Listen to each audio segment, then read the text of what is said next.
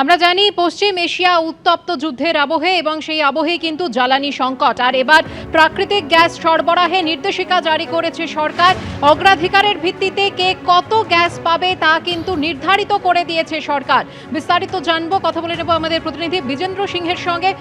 তার আগে আপনাদের জানিয়ে রাখি যে পশ্চিম এশিয়ায় যে যুদ্ধ পরিস্থিতি তার জেরেই কিন্তু জ্বালানি সংকট দেখা দিয়েছে এবং প্রাকৃতিক গ্যাস সরবরাহ নিয়ে এবার নির্দেশিকা জারি করেছে সরকার।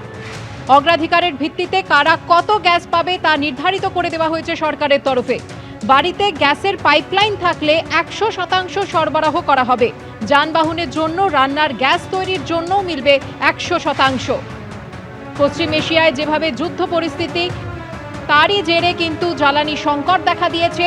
আর এবার কেন্দ্রের তরফ থেকে নির্দেশিকা জারি করা হয়েছে যে অগ্রাধিকারের ভিত্তিতে কারা কত গ্যাস পাবে একেবারে নির্ধারিত করে দিয়েছে সরকার।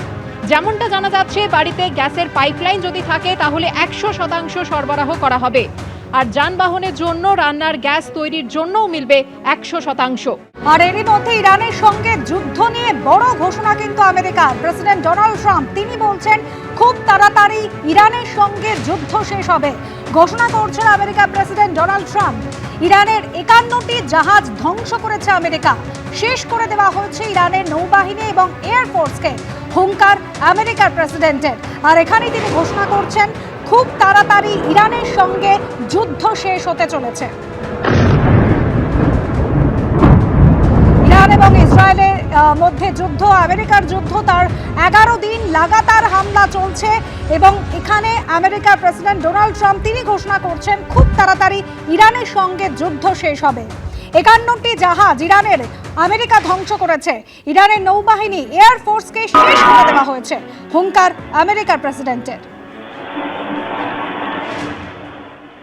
Most of Iran's naval power has been sunk. It's on the bottom of the sea.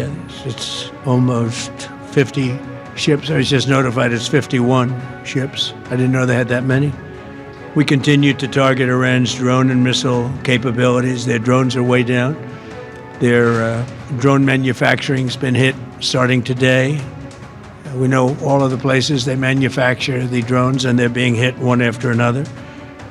Their missile capability is down to about 10%, maybe less.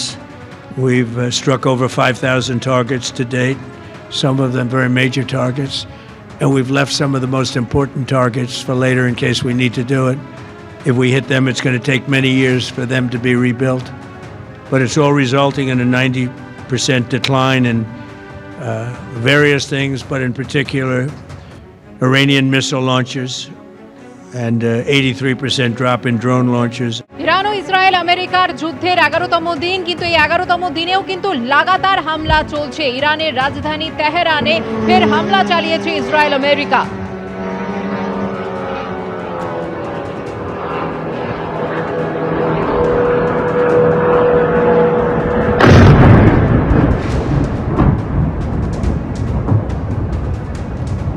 হামলায় পূর্ব তেহরানে অন্তত 40 জনের মৃত্যু হয়েছে।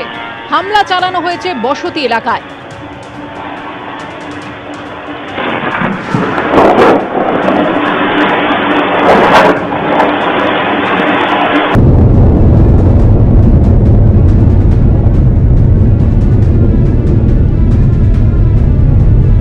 একদিকে যখন ইরানের রাজধানী তেহরানে হামলা চালিয়েছে ইসরায়েল আমেরিকা, এদিকে আবার কুয়েতে হামলা চালিয়েছে ইরান। কুয়েলের আল আদিরিতে আমেরিকার সেনা ঘাঁটিতে হাইব্রিড ড্রোন হামলা করল ইরান। এবিপি আনন্দ, এগিয়ে থাকে, এগিয়ে রাখে।